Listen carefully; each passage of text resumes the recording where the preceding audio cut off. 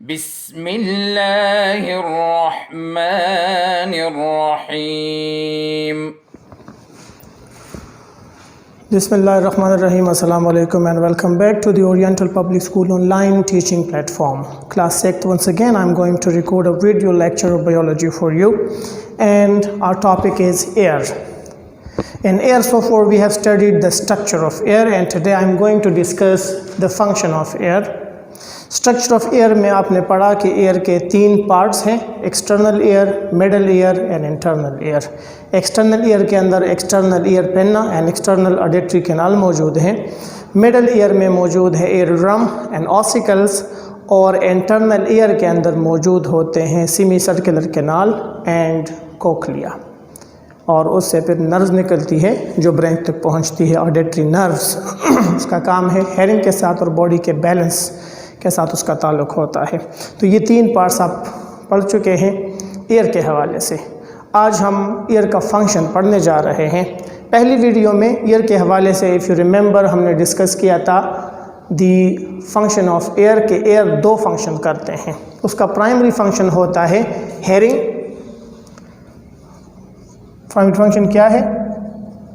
Hearing. Air की मदद से हम चीज़ें सुनते हैं, और इसका दूसरा फंक्शन है बैलेंसिंग ऑफ बॉडी। तो आज हमने सबसे पहले पढ़ेंगे हेयरिंग मैकेनिज़्म, और उसके बाद हम पढ़ेंगे बैलेंसिंग मैकेनिज़्म। ये दो काम हमने एयर के हवाले से पढ़ने हैं। ठीक है जी। सबसे पहले हेयरिंग हम अपने ईयर की मदद से कैसे करते हैं, राइट? अच्छा, जब मैं स्टेप बाय स्टेप बता रहा हूँ, याद रख लें, जब कोई बोलता है, फॉर एग्जांपल मैं बोल रहा हूँ तो यहाँ पे मौजूद है वोकल कॉर्ड्स। इस वोकल कॉर्ड से जब हवा गुजरती है तो ये वोकल कॉर्ड्स वाइब्रेट होते हैं, और वाइब्रेशन की वजह से साउंड प्रोड्यूस होता है, and sound is a form of energy. याद रख ले, what is sound? Sound is a form of energy. ये एनर्जी का एक फॉर्म है, ये एयर के थ्रू ट्रैवल करता है और हमारे कानों तक पहुंचता है। तो जब भी कोई चीज़ वाइब्रेट होता है, वाइब्रेटिंग ऑब्जेक्ट से आवाज़ पैदा होती है, और हमारे कानों की सुनने की सलाहियत जो है, जिस आवाज़ को हम सुन सकते हैं, उसका रेंज है 20 हर्ट्ज़ से लेकर 20,000 हर्ट्ज़ तक। हर्ट्ज़ फ्रीक्वेंसी होती है वाइब्रेशंस पर सेकंड, या उसकी एक फ्रीक्वेंसी है वाइब्रेशंस की, हर्ट्ज़। हम कौन सी आवाज़ को सुन सकते हैं? हम उस आवाज़ को सुन सकते हैं जिसकी फ्रीक्वेंसी 20 और 20,000 के दरमियान होती है, तो हम उन आवाज़ों को सुन सकते हैं। ठीक है जी। अब आवाज़ कैसे पैदा होती है तो मैंने ऑलरेडी बता दिया है। जब भी कोई चीज़ वाइब्रेट होता है तो वाइब्रेटिंग ऑब्जेक्ट्स साउंड प्रोड्यूस करती हैं। ठीक है जी। जहाँ से साउंड प्रोड्यूस हो जाती है, ये साउंड एयर के थ्रू हमारे कानों में पहुँचती हैं, और हमारे कान का ये वाला हिस्सा जिसको हम कहते हैं एक्सटर्नल ईयर पेन्ना, ये एक्सटर्नल ईयर पेन्ना का काम ये है कि ये साउंड वेव्स को कलेक्ट करवाती है, इसको कैप्चर करवाती है और कलेक्ट करवाती है, और कलेक्ट करने के बाद इसको डाल देती है एक्सटर्नल ऑडिटरी कैनाल के अंदर। ठीक है जी। ये है ईयर पेन्ना। ये क्या है? ये है ईयर पेन्ना। इसका काम है साउंड वेव्स को कलेक्ट करना, और कलेक्ट करके उसको डायरेक्ट करवाते हैं यहाँ पे एक्सटर्नल ऑडिटरी कैनाल, यहाँ तक पहुँच जाती है। यहाँ तक जब साउंड वेव्स पहुँच जाती है तो बिल्कुल एक्सटर्नल ऑडिटरी कैनाल के बिल्कुल सामने एक ड्रम लगा हुआ है, उसका नाम है ईयर ड्रम। उसको हम क्या कहते हैं? ईयर ड्रम, या उसको टिम्पैनिक मेम्ब्रेन भी कहा जाता है। उर्दू में हम कहते हैं कान का पर्दा। सामने कान का पर्दा लगा हुआ है। अब साउंड वेव्स आ रहे हैं तो साउंड वेव्स के अंदर, जिस तरह मैंने आपसे कहा कि this is a form of energy, ये साउंड वेव्स यहाँ स्ट्राइक करते हैं, ईयर ड्रम के साथ स्ट्राइक करते हैं, टकराते हैं। टकराने के बाद जब ये ईयर ड्रम के साथ टकरा जाती है तो ईयर ड्रम वाइब्रेशन शुरू करवा लेता है। ये क्या करता है? वाइब्रेट करता है due to energy present in the sound waves. ये वाइब्रेशन शुरू करता है इस तरह से। अब जब ये वाइब्रेशन शुरू करता है तो इसके साथ ये तीन छोटी हड्डियाँ लगी हुई होती हैं। तो इससे वाइब्रेशन पहले इस हड्डी में, फिर इस हड्डी में और फिर इस हड्डी में, स्टेप बाय स्टेप ये वाइब्रेशन ट्रांसफ़र हो जाती है। ये वाइब्रेशन यहाँ पे ट्रांसफ़र होने के बाद मिडल ईयर में दाखिल होती हैं और मिडल ईयर में इसी वाइब्रेशन से आवाज़ पैदा होती है। वो आवाज़ कैसे पैदा होती है, याद रख लें, यहाँ से वाइब्रेशन इधर आ जाती है, यहाँ से वाइब्रेशन इधर आ जाती है और यहाँ से वाइब्रेशन इधर आ जाती है। ये स्टेप बाय स्टेप ये तीनों हड्डियाँ वाइब्रेट हो जाती हैं। ये हड्डियाँ लगी होती है कोक्लिया के साथ, इसको कहा जाता है कोक्लिया, ये मेन हेयरिंग ऑर्गन है, यहाँ लगी हो जाती है। तो ये वाइब्रेशन इन हड्डियों से या ऑसिकल से ट्रांसफ़र हो जाती है कोक्लिया के अंदर। अब कोक्लिया एक कॉइल्ड ट्यूब है, इस तरह कॉइल हुआ एक ट्यूब है, इसके अंदर फ्लूइड मौजूद होता है, इसके अंदर फ्लूइड है,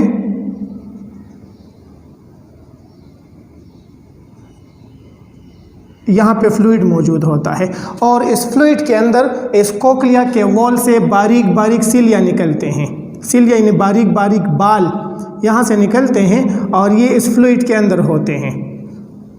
यहाँ पे वॉल से बारीक बारीक सिलिया इस फ्लूइड के अंदर होते हैं।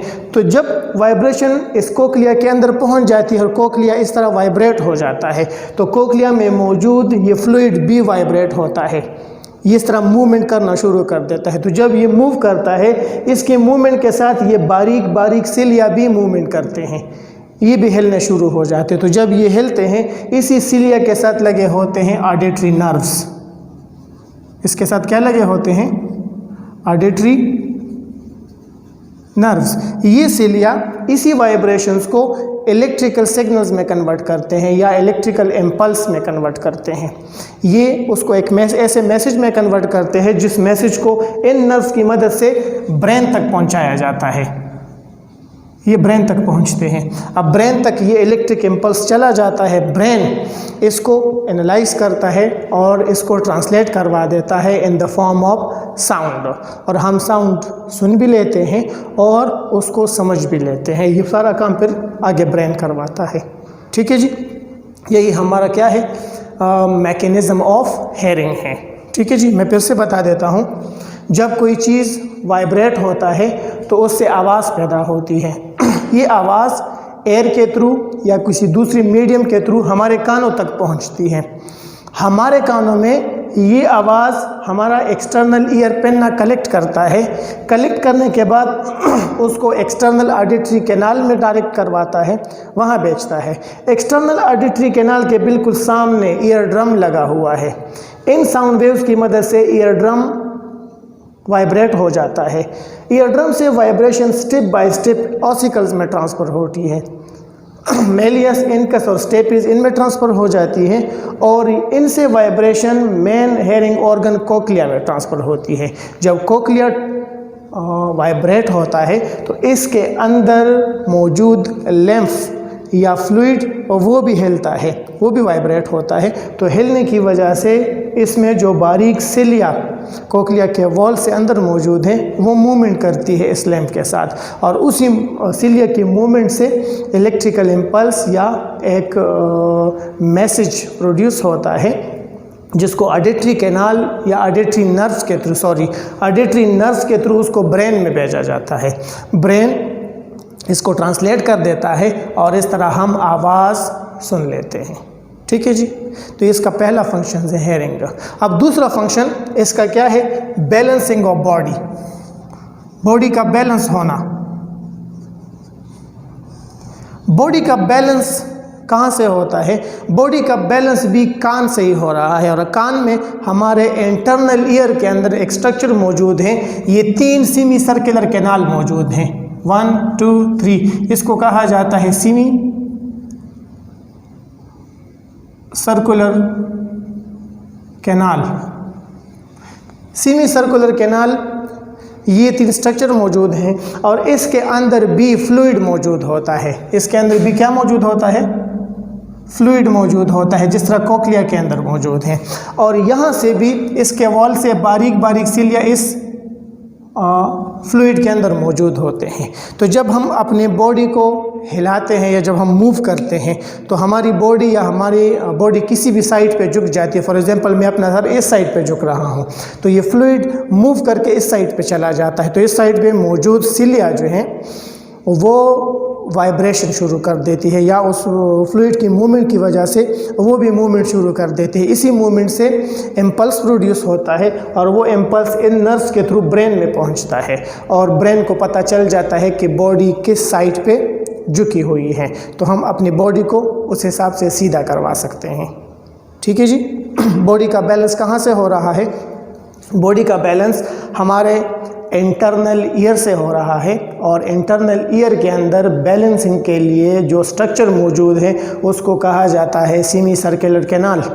सेमी सर्कुलर कैनाल के अंदर फ्लूइड मौजूद होता है और उस फ्लूइड के अंदर बारीक सिलिया या बारीक हेयर्स ये सेमी सर्कुलर कैनाल के वॉल से निकलती है और वहाँ पे उस फ्लूइड के अंदर होती है। तो जब भी हमारी बॉडी किसी एक साइड पे उसका झुकाव होता है तो उस साइड पे फ्लूइड ज़्यादा चला जाता है जिससे वहाँ पे मौजूद सिलिया वो मैसेज ब्रेन तक नर्व के थ्रू पहुँचा देते हैं और ब्रेन को पता चल जाता है कि बॉडी किस साइड पे झुकी हुई है। तो जब आप सर को दोबारा से सीधा कर लेते हैं तो फिर मैसेज पहुँचता है ब्रेन की तरफ और ब्रेन को फिर दोबारा पता चल जाता है कि अब बॉडी बिल्कुल बैलेंस में है, सीधी है। तो इस तरह से हमें अपनी बॉडी का बैलेंस का पता चलता है। ठीक है जी। तो ये दो फंक्शंस है आपके ईयर के। पहला काम है हेयरिंग और दूसरा काम है बैलेंसिंग ऑफ बॉडी। इसके साथ ये टॉपिक कंप्लीट हो गया है। आपका होमवर्क है डिस्क्राइब फंक्शंस ऑफ ईयर। दो क्वेश्चंस आपने लिखने हैं। पहला क्वेश्चन है how do we hear. How do we hear का आपने जवाब लिखना है, वो यहाँ पे इस वीडियो में मैंने आपको दे दिया है। और दूसरा how our ear maintain the equilibrium of our body और the balancing of our body. हमारा ईयर बॉडी को कैसे बैलेंस करता है। इन दो सवालों के आपने जवाबात लिखने हैं और हमारे साथ व्हाट्सएप ग्रुप में शेयर करने हैं। ठीक है जी। Thank you so much. अल्लाह हाफिज़। अल्लाहुम्मा अंफअना बिमा अल्लमतना वअल्लिमना मा यंफअना वज़िदना इल्मा।